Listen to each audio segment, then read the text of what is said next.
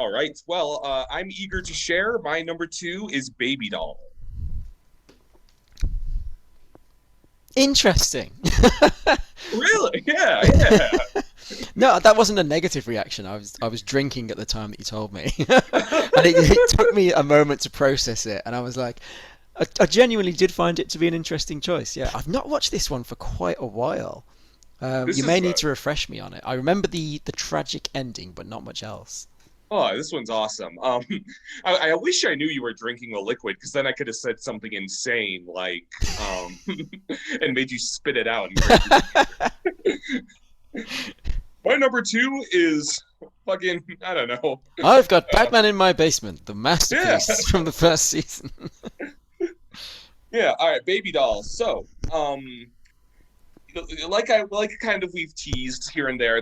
There's a lot of just like original character pieces in this show. Sometimes with villains totally original to it. And we all know how Harley Quinn was so famous that she crossed into the comics. I'm I'm not gonna say I wish Baby Doll did. I think she, she ran her course. She had her 2 episodes in this show, and she is where she is. But I'm a little surprised she isn't at least a more discussed character because I think she is, unequivocally tragic and a bit scary. And I just love this episode. We get the story of Mary Doll, who was born with a condition that kept her from aging physically. So she's always looked like a girl of about 6 years. So she was able to have a very long run on a sitcom, I think called like Love That Baby, like a old school sitcom where she was the very cute icon, but she played this character well into her 20s.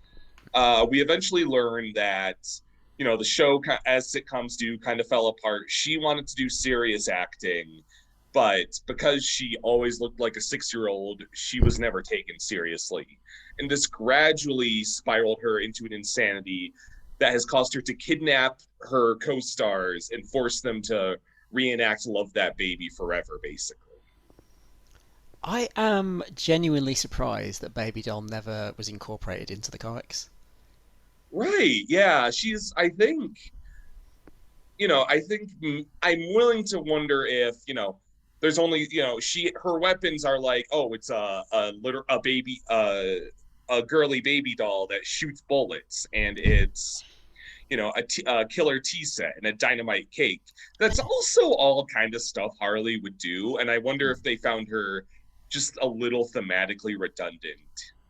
I could see them going like making her a much more creepy character than Oh, she was in completely. this. Like I imagine if she existed within the comics today, she'd be like a horror, like Uh-huh. like a sort of Annabelle type. I can imagine them doing that Yeah, with her, just a really sinister, like creepy kid that's killing people.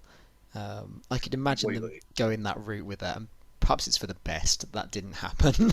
Yeah. I um, mean, I wonder if she'd have to be like because she's clearly like a kind of a Brady Bunch Leave It to Beaver yeah. sitcom lampoon in this. And I It's, wonder if it makes me laugh that whenever you see a TV show in this show that they're watching, it's always black and white 1950s. oh Like, completely. what year is this set exactly? And it's I, confusing too, because you'll get stuff like that, and then you'll get stuff like the Firefly episode where he's clearly obsessed with like a modern pop star, you know? yeah, it's definitely like a shift towards more modern stuff in the new Batman Adventures, I think. Mm-hmm. Um, which I think to the show's detriment because the sort of timeless like Art Deco Mm-hmm. 1940s style that this has works really well and makes it seem like Gotham is just like this bizarre like out of time place Completely. that works very well for the setting and the villains and this Mm-hmm. general weirdness that envelops this city. Yeah. Yeah, so then Superman came along and everyone lightened up a bit, you know. Yeah. Superman Someone walked turn the into lights on. Gotham and was like, "You guys heard of a Walkman?" I'm just like going off on a tangent for a second, but when they get to Superman, like everything's so bright in Superman, like the lights are on and the sky is blue, and then you go Yeah. back to Batman, and it's like the sky is just red, and Oh, it's completely. we're trapped in some sort of bizarre Art Deco nightmare universe. Absolutely. And Baby Doll is no small part of that. She kidnaps people. A lot of I don't even. This is another. I just don't know where to begin. There's a lot of like funny lampoon of just like the sitcom industry. In that one of the big things that kind of broke Mary Doll is that she got a co-star in the form of like a cousin, which occurred on Brady Bunch, not in that anyone necessarily went crazy, but that they introduced cousin Oliver when they ran out of cute kids that kind of aged out of that, and now like when like they're either a poochie if someone is introduced late to be cool, or they're a cousin Oliver or a Scrappy Doo if they're introduced to be kind of cute, you know. So there's the I like that we see, you know, the cousin Oliver actor character is like having a garage band out of his house and kind of seems to be a bit of a loser, honestly. um it kind of makes me think. I've heard podcasts of people who have socialized with John. Is it Jonathan Taylor Thomas who is young Anakin? Jake Lloyd is young Jake Anakin. Lloyd. I'm thinking of my wrong '90s kids. Jonathan Taylor Thomas was the guy from The Sixth Sense and what's the Arnold Schwarzenegger one where he's trying to get the toy for his kid at Christmas? Oh, a Jingle All the Way. That's it, yeah. Oh, they got a Turbo Man for Jamie. Stay cool. um, yeah, there's people who have like socialized with Jake Lloyd post Star Wars, and he's just like in his room trying to edit film, and like he's like, "This is my method of editing," and he's really bad at it. And that's just the vibe I got of this old cousin Oliver guy who's aged out of that role and is just like trying to make rock music out of his garage. Yeah. Oh man. Baby Doll has this phenomenal henchwoman who's this woman whose hair is in a tight red bun, and she seems to know martial arts, and she's like Marcy from the Peanuts if she could hold her own with Robin in hand-to-hand combat. Is this just this handler for this insane little child. For some reason they just have this tight friendship. Does she? Am I remember? This might be her second episode. Does she start out working in a hotel? That is her second episode. That's her second one. I remember that scene Yes. being very funny, where she's just like she's got her hair like tied up, and then they're Mm-hmm. like, "Oh, you're the baby from that show," and she's just trying to get them the key for the room, Uh-huh. and she's like, But you went "Oh, crazy because of your disease. And she's like, yeah." she's trying to be. She's like, it's not a disease, it's a condition. And then you tried to kill Batman. That's when she like snaps. Yeah, I want to see that guy. That guy just goes up to like every villain in the city and makes the same mistake. Hey, you're the Joker.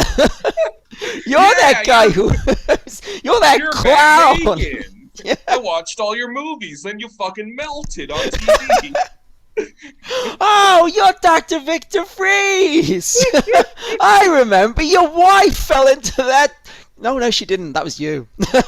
Your wife died, didn't she? Oh, I know.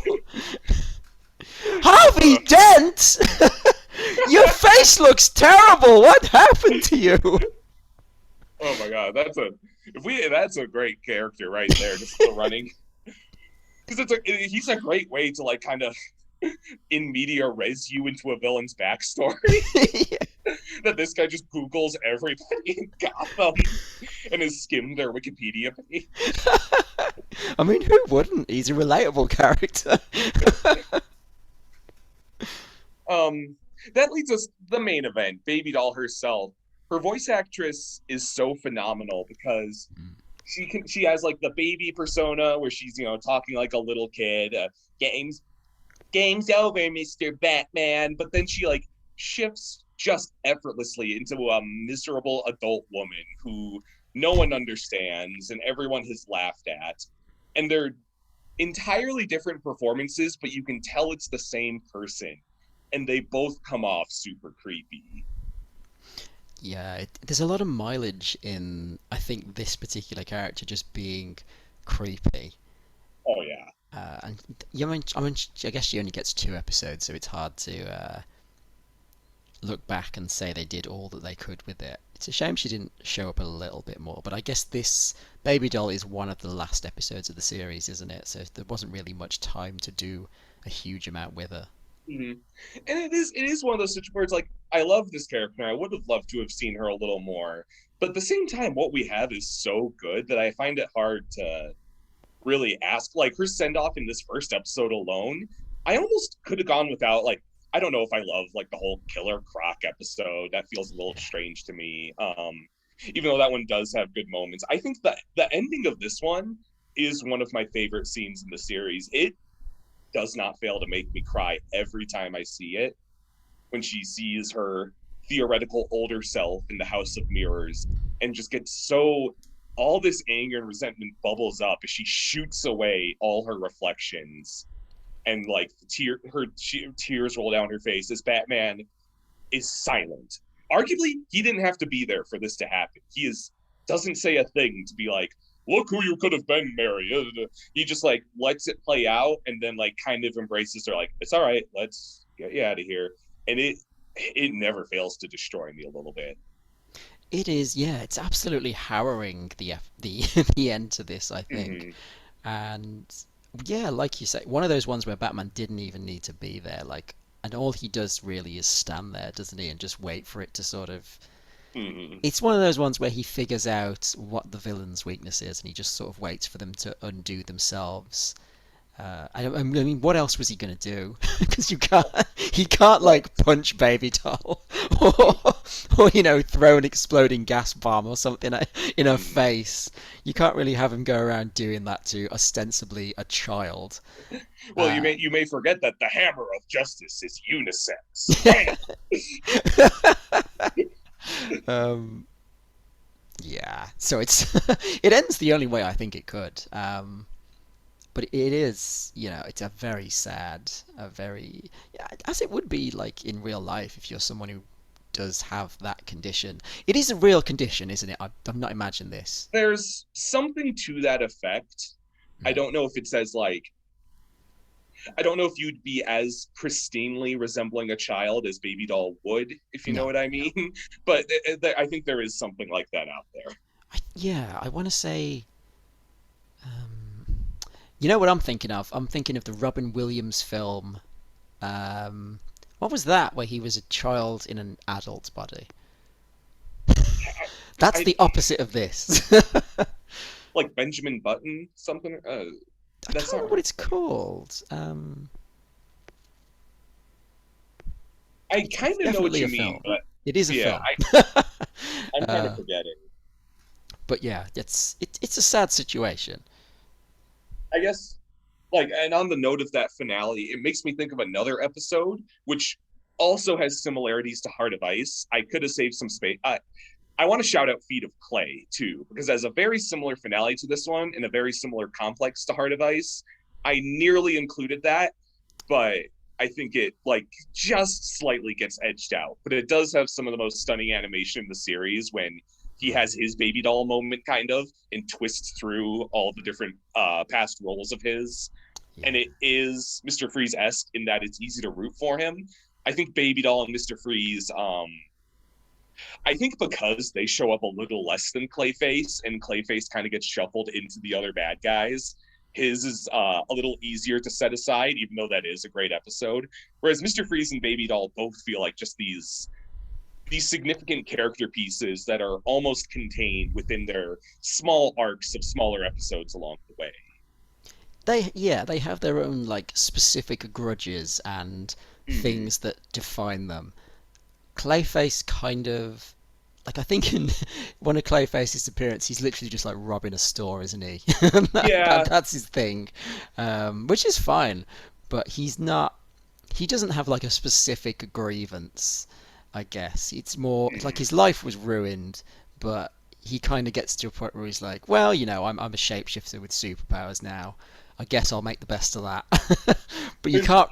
Baby doll can't really do that. She can't really make the best of no. any situation. She's just stuck, which Mm-hmm. is very sad.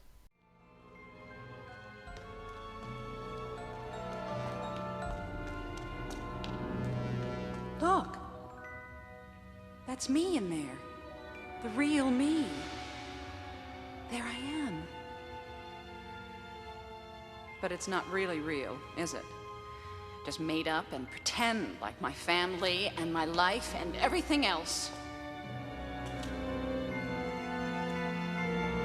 Why couldn't you just let me make believe?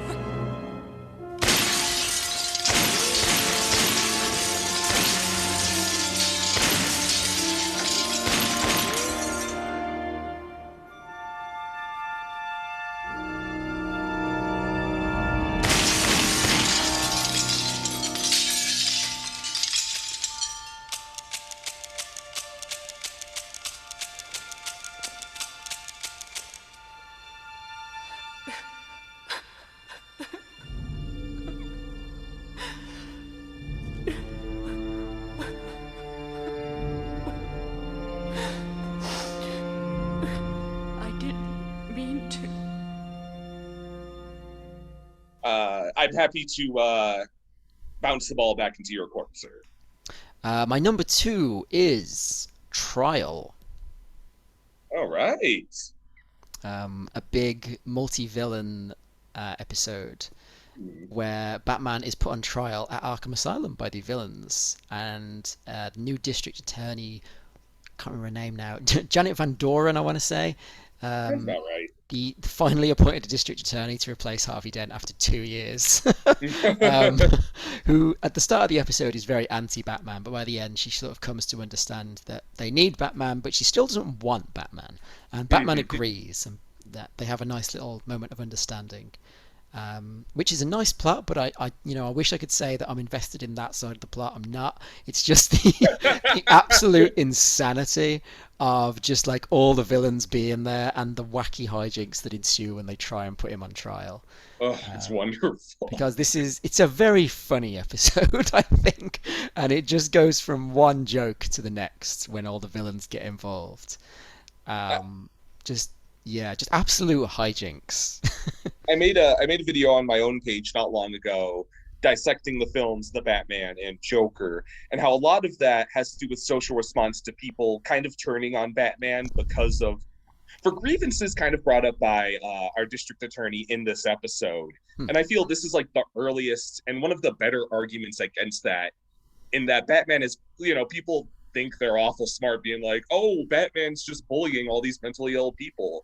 When people have addressed that as far back as this episode and have made, a pretty solid case as to like, you have this character who feels that exact same way within the universe and spends one afternoon with these fuckers and is like, no, you know what? I'm out. I tried. You're on your own. I think this is perfectly exemplified in the episode. You're exactly right. Like none of these people are good people driven to bad things. They are all psychopaths, and even without Batman around, they would be causing untold havoc. There's a couple of them there that you could possibly try and reform, and they would become functional members of society. Yeah. But then, like your argument there, I think is best exemplified by the Mad Hatter's testimony, where he goes off. I would have killed her for. Yeah. Batman forced me to do it. I had no choice. You could have respected her wishes and left her alone. I have killed her first. And then he's like, "Oh, I'm sorry. I'd like that last remark stricken from the record, please." You always get the vibe a little bit from Mad Hatter that even the other bad guys kind of don't like him. He's my favourite Mad Hatter, I think, in this. I think that's mostly due to Roddy McDowall's voice. Like, he has a great voice. And I find him really kind of likeable in this. But when you try to strip back his motives, he's such a seedy character. Because it's all about just taking control of people's minds and getting them to do whatever he wants. And being, infatuated with this one woman. And his whole scheme escalating to, well, at least I can control your mind. So that'll be fine. And I think in this one, that whole testimony sums it up. I'd have killed her first, says it all, really. Who else testifies in this? You get a Poison Ivy one. I love any callback to the weirdly sexy rivalry of Two-Face and Poison Ivy. They seem to just have a lot of pent up baggage. She gets a line in this one, doesn't she, where she's like, "We'd all have been better off if if he'd let me kill Harvey Dent. Isn't that right, Harv?" And it cuts to him, and he's like, I love a good Harvey Dent just grumbles and mumbles moment. Like, people think of him as like, he is particularly intelligent and eloquent, but so much of him is just yeah, growling angrily. Um, he has another really funny line in this as well, where the Mad Hatter's like him and the Mad Hatter are escorting Batman to the trial room, and Mad Hatter's like, "It'll be fun, eh? Putting you on trial." And Two-Face is like, "Personally, I suggested a quick slug between the eyes, but I lost the coin toss."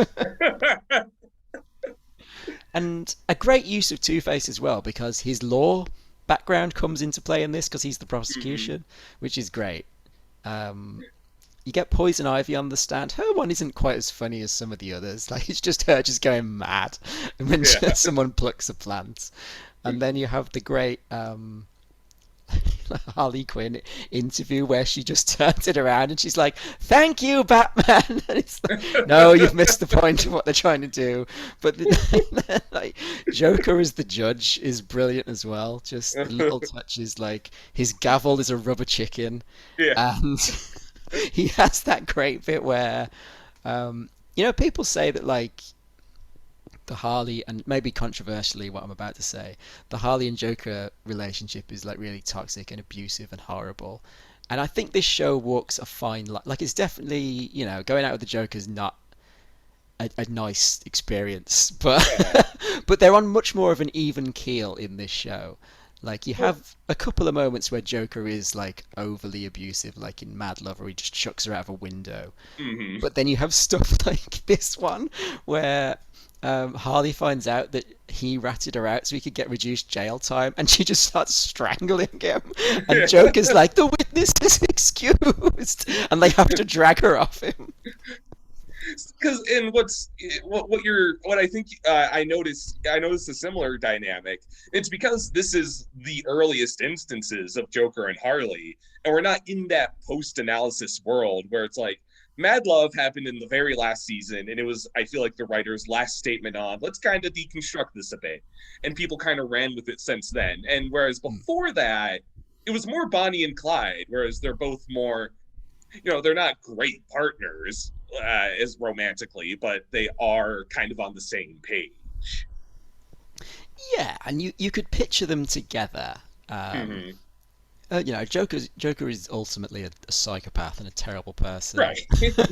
But it works because it's like comedy hijinks in this show, and they have a kind of Looney Tunes-esque back and forth, which is fairly sort of innocent. Like, there's a couple of instances where it becomes a bit unpleasant, but they don't go too dark with it.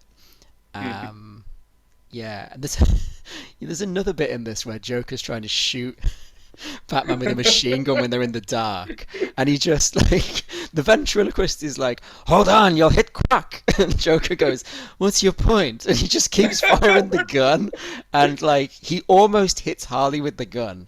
And I think like this isn't something you'd get in modern Batman, where Joker would just carry on shooting and like grievously wound Harley. Like, he realizes he's just about to hit Harley and he stops, and she glares at him and he's like, "Oops."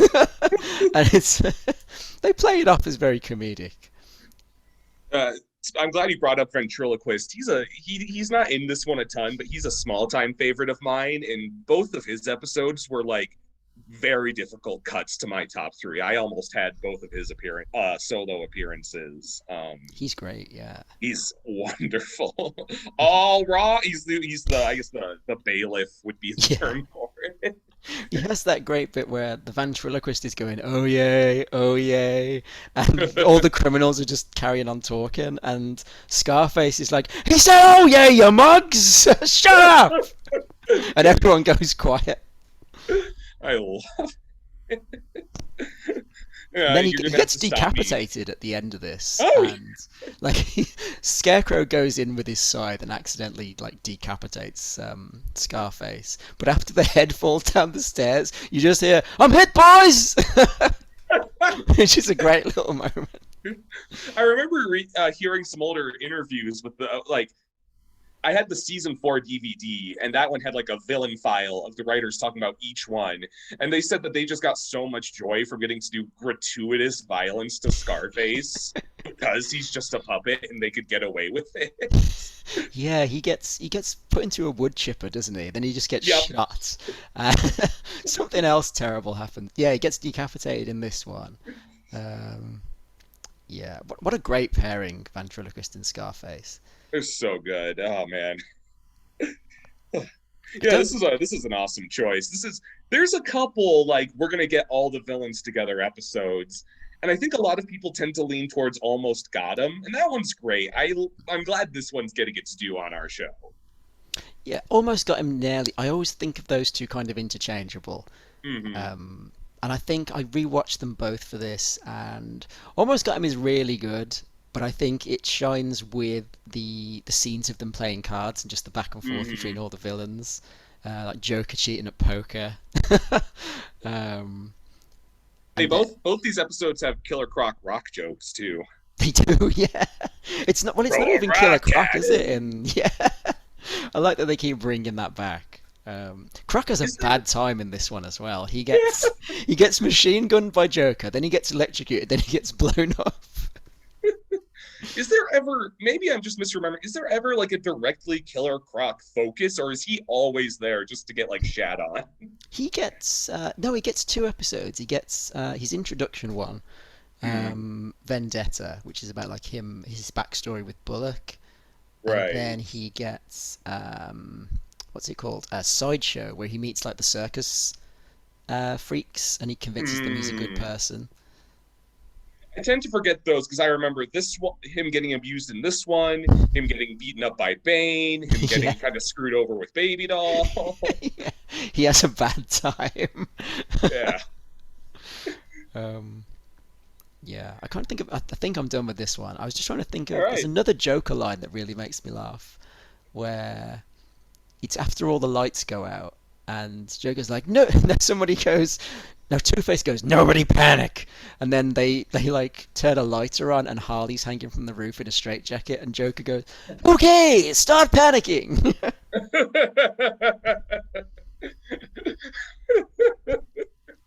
It is almost like you could make a whole show of like the creators themselves in have said like you sometimes have to approach a Batman story like the villains are the protagonists and Batman is their bad guy. And seeing how they can be like cattled like sheep into a pen by Batman and how they're all kind of together and can agree they don't like him is such a almost sitcom-esque little grouping. Yeah, they're all such a bunch of weirdos that you can stick any combination of Batman villains together and it works. Oh, completely. I suppose you, like your friends, claim that Batman drove you to be a criminal? He did. And yet, as I recall your case, you brainwashed and kidnapped a woman who rejected you. Batman forced me to do it. He was going to take her away from me. I had no choice. You could have respected her wishes and left her alone. I'd have killed her first! Oh, I'd like that last statement stricken from the record, please. Record? Is someone supposed to be writing this down?